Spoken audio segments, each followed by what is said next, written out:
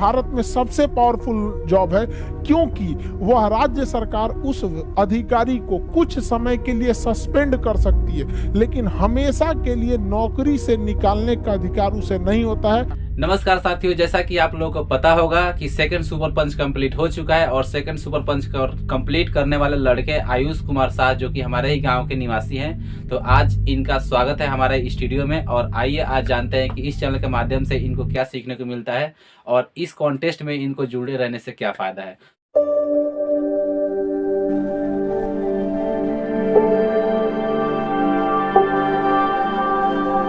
Article 311 में कहा गया है कि संघ लोक सेवा आयोग के जो भी नौकरी करता है संघ लोक सेवा आयोग के द्वारा, उनकी नौकरी से आप ऐसे नहीं कि एक झटके में उनको नौकरी से निकाल दे, ठीक है।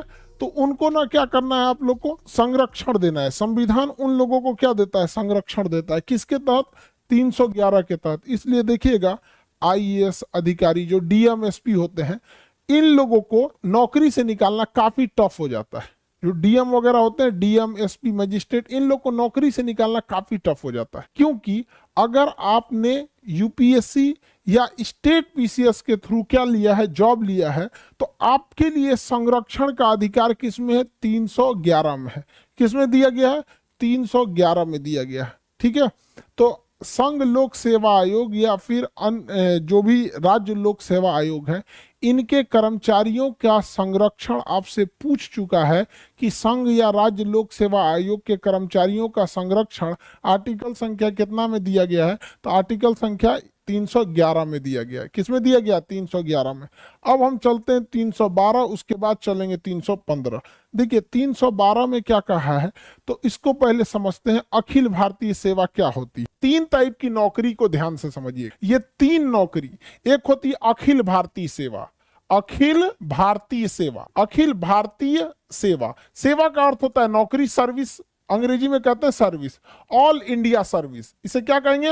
All India service. एक होता है केंद्रीय सेवा, केंद्रीय सेवा, सेंट्रल सर्विस, केंद्रीय सेवा, सेंट्रल गवर्नमेंट का नौकरी, सेंट्रल सर्विस। और एक होता है राज्य सेवा, राज्य सेवा, state service, state service, state service. देखिए इन तीनों में मेन अंतर क्या होता है? इसमें होता है जो अखिल भारतीय सेवा होती है, इसमें आपकी नियुक्ति करती है केंद्र सरकार, आपकी नियुक्ति करती है केंद्र सरकार और भेज देती है राज्य सरकार के पास कि जाइए उस राज्य में ड्यूटी कीजिएगा और उसी राज्य से सैलरी ले लीजिएगा। जैसे आईएएस अधिकारी, आईएएस अधिकारी को सेंट्रल गवर्नमेंट नियुक्त करती है, ट्रेनिंग दे देती है, सेंट्रल गवर्नमेंट ट्रेनिंग दे दी। अब उसका कैडर डिसाइड करेगी कि किस स्टेट में उसे भेजना है। गुजरात में भेजेगी, कहेगी जाओ गुजरात में सर्विस करो, गुजरात में नौकरी करो, वहीं से सैलरी ले लेना। तो ऐसी नौकरी जिसे केंद्र सरकार नियुक्त करती है और केंद्र सरकार ट्रेनिंग देती है, लेकिन वह व्यक्ति आके राज्य सरकार के डिपार्टमेंट में सेवा देता है और राज्य सरकार से सैलरी लेता है,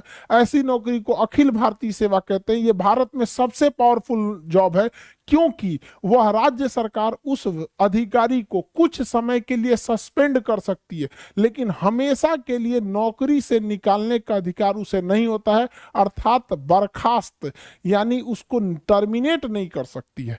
इतना पावर होता है। अखिल भारतीय सेवा में सैलरी राज्य सरकार देती है, लेकिन नियुक्ति कौन करती है? केंद्र सरकार। सबसे पावरफुल होता है। इसमें कौन कौन आएगा अखिल भारतीय सेवा में? तो देखिए ध्यान से, एक आता है इंडियन एडमिनिस्ट्रेटिव सर्विस, आईएएस अमूमन डीएम लिखता है, आईपीएस लिखता है, और इंडियन फॉरेस्ट सर्विस, भारतीय वन विभाग। इंडियन फॉरेस्ट सर्विस को रखा गया किसके? कब? 1966 में। क्यों? क्योंकि हमें उस समय आभास हो गया कि जंगलों की कटाई इतनी तेजी से चल रही है कि छोटे मोटे कर्मचारियों को वहां के ठेकेदार, विधायक उधायक डरा धमका मिला उला के कटवा लेते हैं सब पेड़ वगैरह। तो वहां आभास हुआ कि एक ऐसे अधिकारी की जरूरत है जो राज्य सरकार या लोकल लोगों से उतना न डरे। आईएएस जो होता है ना, ये कार्मिक मंत्रालय इसको कंट्रोल करती है, इसे गृह मंत्रालय कंट्रोल करती है और इसे पर्यावरण एवं वन मंत्रालय कंट्रोल करता है। आईपीएस की ट्रेनिंग किस शहर में? हैदराबाद। आईएएस की ट्रेनिंग किस शहर में? आईएएस की ट्रेनिंग मसूरी में। और आईएफएस की ट्रेनिंग कहाँ होती है? IFS Indian forest service, Dehradun. केंद्रीय सेवा में केंद्र सरकार नियुक्त करती है और केंद्र सरकार अपने पास रख लेती है। केंद्र सरकार नियुक्त करती है और केंद्र सरकार अपने पास रख लेती है। ये होता है केंद्रीय सेवा। जैसे रेलवे, रेलवे में नियुक्ति कौन करेगा? केंद्र सरकार। ट्रेनिंग कौन देगा? केंद्र सरकार। भेज कहाँ देगा? रेलवे डिपार्टमेंट में। रेलवे डिपार्टमेंट किसका? केंद्र सरकार का। सैलरी कौन देगा? केंद्र सरकार। अगर आपको राजदूत बना के अमेरिका भेज दिया जाता है, अगर आपको राजदूत बना के अमेरिका भेज दिया जाता तो नियुक्ति कौन करेगी? केंद्र सरकार। किसके थ्रू? यूपीएससी के थ्रू नियुक्ति करेगी केंद्र सरकार और सैलरी देगी केंद्र सरकार। आपको कभी जापान, अमेरिका, रूस भेजेगी तो केंद्र सरकार के निर्देश पर जाएंगे। यूपीएससी में अगर आपको इंडियन पोस्टल सर्विस मिल गया या इंडियन रेवेन्यू सर्विस मिल गया, इंडियन रेलवे सर्विस मिल गया, तो ये सब केंद्रीय जॉब होते हैं। कौन से जॉब होते हैं? केंद्रीय जॉब। तो जरूरी नहीं कि यूपीएससी में आपको सब अखिल भारतीय सेवा मिल जाए। राज्य सरकार आपको नियुक्त करेगी, राज्य सरकार नियुक्त करेगी, राज्य सरकार ट्रेनिंग देगी और राज्य सरकार काम कराएगी आपसे और वेतन देगी। सारा चीज जब राज्य सरकार के अंडर में आ जाता है तो राज्य सेवा कहलाता है। क्या कहलाता है? राज्य सेवा। जैसे बिहार दरोगा, जैसे दरोगा का एग्जाम, दरोगा का वैकेंसी कौन निकालता है? राज्य सरकार। एग्जाम कौन लेगा? राज्य सरकार। ट्रेनिंग देगी राज्य सरकार, काम कराएगी राज्य सरकार और उसके बाद से आपको सस्पेंडो कर देगी राज्य सरकार, निकाल के फेंकियो देगी राज्य सरकार, टर्मिनेट भी कर देगी राज्य सरकार। सबसे डरा हुआ यही वाला रहता है, सबसे डरा हुआ यही कर्मचारी रहता है, क्योंकि राज्य सरकार के अंडर में ही सब कुछ रहता है। अरे भैया हमरा उठा के मत फेंक दियो। समझ में आएगी नहीं? अब जैसे कोई केंद्र सरकार, कोई एसएससी से आया है और Indian service selection board, SSC service selection commission, तो ये होता है ना स्टाफ सिलेक्शन वाला, सर्विस सिलेक्शन नहीं जी, वो तो दूसरा होता है, एसएसबी हो जाएगा, एसएससी। अब उसमें आपको कोई इनकम टैक्स में इंस्पेक्टर बन के आए तो केंद्रीय नौकरी है। बिहार सरकार उसको सस्पेंड भले कर सकती है लेकिन नौकरी से हटा नहीं सकती है अगर कुछ गड़बड़ करेगा। हालांकि वो केंद्र सरकार का है, बिहार सरकार उसको कुछ टच भी नहीं करेगी, यूपी सरकार।